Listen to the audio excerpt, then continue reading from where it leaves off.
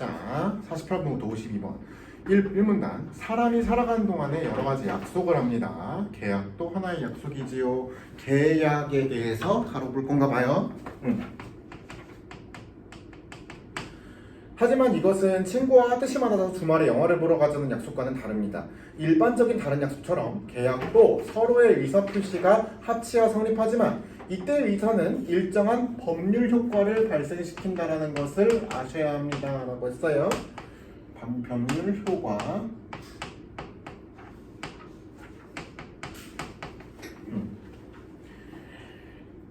이 한 예로 매매 계약은 팔겠다라는 일방의 의사표시와 사겠다라는 상대방의 의사표시가 합치함으로써 성립하며 매도인은 매수인에게 매매 목적물의 소유권을 이전해야 할 의무를 증거한 동시에 매매디금의 지급이라는 총괄 권리를 갖게 됩니다. 예를 들면은 매매 계약이 이루어진다고 할 때 A와 B 사이에 A의 물건을 B가 산다고 하면은 A는 무슨 권리? A의 물건이니까 물건을 넘길 권리, 넘길 의무. 얘는 무슨 의무를 지고 있을까? 대금을 지급할 의무가 있겠지. 그럼 반대적인 측면에서 바라본다면 얘는 무슨 권리가 있어요? 돈 받을 권리가 있겠지, 그지?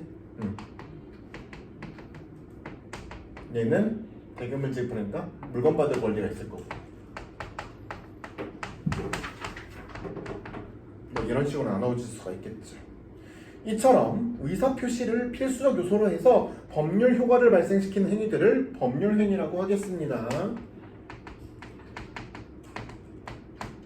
계약은 법률행위의 일종으로서 당사자에게 일정한 청구권과 또한 권리, 권으로 끝났으니까 권리지, 그지? 와 동시에 이 행위의 의무를 동시에 지급됩니다. 권리와 의무는 동시에 진행됩니다. 청구권을 내용으로 하는 권리가 채권이고 그에 따라 이행을 할 의무가 채무입니다. 따라서 채권과 채무는 발생하는 법률 효과가 동전의 양면처럼 서로 다른 방향에서 파악되는 것이라 할 수 있습니다. 채무자가 채무의 내용대로 이행하여 채권을 소멸시키는 것을 변제라고 합니다. 변제는 뭐예요? 채권자가 채무자가 어떤 채무의 내용을 의무를 이행해가지고 채권을 소멸시키는 겁니다. 채무자는 돈에 대한 의무를 지고 있었는데 이행은 돈을 갚음으로써 또는 물건으로 보내면서 물건을 발송하면서 더 이상 채무가 없는 방식이 되겠지, 그치? 그걸 변제라고 한대요. 갑과 을은 을이 소유한 그림 A를 갑에게 매도하는 것을 내용으로 하는 매매계약을 체결하였습니다. 을의 채무는 그림 A의 소유권을 갑에게 이전하는 것이지요. 동산인 물건의 소유권을 이전하는 방식은 그 물건을 인도하는 것입니다. 갑은 그림 A가 너무 마음에 들었기 때문에 그것을 인도받기 전에 대금 전액을 금전으로 지급하였습니다. 약간 사기당하기 딱 좋지요, 그죠? 원납해버렸어. 얼른 배송하시라고 하면서. 그런데 갑이 아무리 그림 A를 넘겨달라고 사정하여도 을은 넘겨주지 않았어. 이러한 경우에 갑이 사적으로 물리력을 행사해서 해결하는 법은 엄격히 깡패 조직해가지고 골프채로 때리고 막 부시고, 이건 드라마에서 나오는 얘기지 실제로는 법을 위반하는 위반질서라고요. 채권의 내용은 민법과 같은 실제법에서 규정하고 있고요. 그것을 강제적으로 실현할 수 있도록 민사소송법이나 민사집행법 같은 절차법도 마련되어 있습니다. 갑은 소를 제기함으로써 민사소송을 제기할 수 있는데 판결로 자기가 가진 채권의 존재와 내용을 공적으로 확정받을 수도 있고 이거를 공증 또는 공적 확정일자 이런 식으로 얘기를 하는데 또 나아가 강제집행을 법원에다가 신청할 수도 있습니다. 강제집행은 국가가 물리적 실력을 행사해서 채무자의 의사에 구애받지 않고 채무의 내용을 실행시켜버림으로써 채권이 실현되도록 하는 제도인 뭔지 알겠지? 채무자가 진짜 돈 없다니까요? 물건 없다니까요? 지금 와서 안 된다니까요? 라는 의사는 무시한 채로 강제력을 발휘해가지고 야 털어! 이래가지고 이 집이 만약에 우리 시원이 거라면 시원이가 빚을 졌다면 강제로 끌어내가지고 돈 달라고 이게 말하자면 어느 정도 강제력을 발휘하는 거를 강제 집행이라고 한다고 합니다. 을이 그림 A를 넘겨주지 않을 거다. 이건 사실 갑으로부터 매매 계획을 받은 뒤에 을의 과실로 인하여 불이 나서 그림 A가 다 없어졌기 때문입니다. 결국 채무는 이행 불능 상태가 되었지요. 그죠? 내가 주고 싶어도 못 줘요.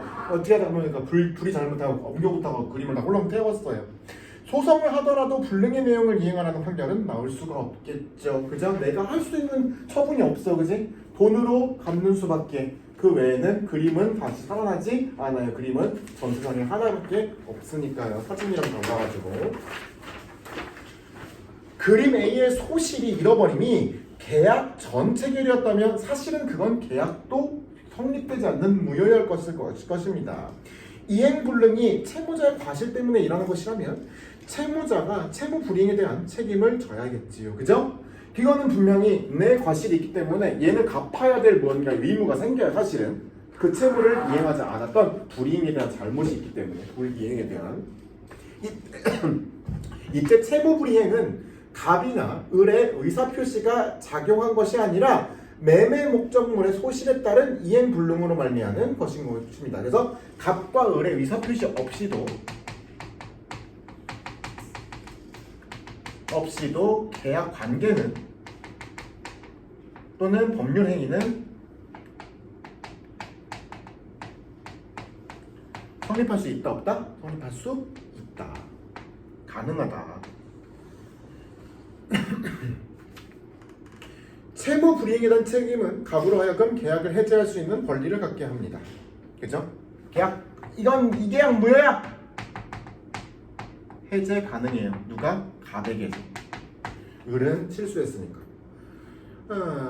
갑이 계약 해제권을 행사하면 그때까지 유효했던 계약은 처음부터 효력이 없는 것으로 됩니다. 이때까지의 계약 해제는 일방의 의사표시만으로 성립합니다. 꼭 쌍방이 아니어도 쌍방 아니고 일방이어도 가능하다. 그래서 을의 입장은 무시가 되는 거예요. 따라서 갑이 해제권을 행사하는데 을의 승낙은 요건이 되지 않지요. 이런 행위를 바로 단독행위라고 부르겠습니다. 갑은 계약을 해제해버렸어요. 이로써 그 계약이 발생한 채권과 채무는 없었던 것이 되어버렸습니다. 당연히 계약의 당사자는 자신의 이 채무를 이행할 필요가 없습니다. 이미 이행된 것이 있다면 계약 체결 전 상태로 돌려놓으면 됩니다. 이를 청구할 수 있는 거리가 바로 원상복구 회복권입니다. 원상회복 청구권, 그걸 요구할 권리. 누구에게 있어? 갑에게 있어? 을이에게 있어? 갑에게 있어요. 그죠? 계약 해제로 갑은 원상 회복에 대한 청구권을 행사할 수 있었고 이러한 갑의 채권은 결국 을에게서 매매 대금을 반환해달라고 청구할 수 있는 권리가 되었습니다. 라고 했죠. 어렵지 않게 풀었을 거고 48번 윗글의 내용과 일치하지 않는 것 3번 법률 행위가 없으면 법률 행위가 발생하지 않는다? 아니에요. 그죠? 법률 행위가 따로 없어도 법률 효과는 발생할 수 있어요. 그죠? 그 다음에 나머지에 대해서는 내가 뭐 해설지 같은 거를 주었지요? 여기 해설지 보고 만약에 모르겠는 거 사진 찍어갖고 선생님한테 보내면 돼요. 얼른 가지고 숙제는 문자로 보내드려요.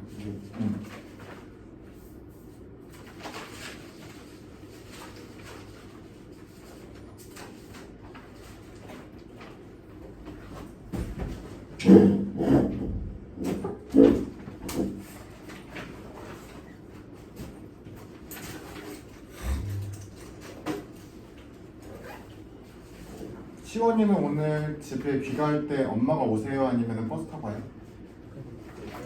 걸어가? 가까운 거리야? 잘가. 학원 잘 갔다 오고. 안녕. 자, 48, 49, 50, 51, 52 중에 틀린 거? 49번? 49, 이게 갑과 을의 채권 채무 관계가 거기 그러니까 뭐라자면은 뭐라지? 제너럴한 관계, 제너럴한 부분이 아니고 특히 니은이 갑의 채권이잖아. 이게 을의 채무라고 쳤을 때 얘의 그 채권은 이렇게 뭐 보편적인 관리가 아니라 원상회복 청구권이에요. 거기에 초점을 맞춰서 풀면 돼요. 을은 우리가 알고 있는 일반적 거래 당시에서의 을의 채무고. 오케이? 거기에 초점을 맞추면 문제를 좀 풀 수가 있어요. 나머지는 나오다, 판결이 나오다라고 하는 것은 어떠한 법률이나 서류 제도가 발생했다, 새로 생성되었다, 생산되었다라는 개념으로 보시면 될 것 같고요.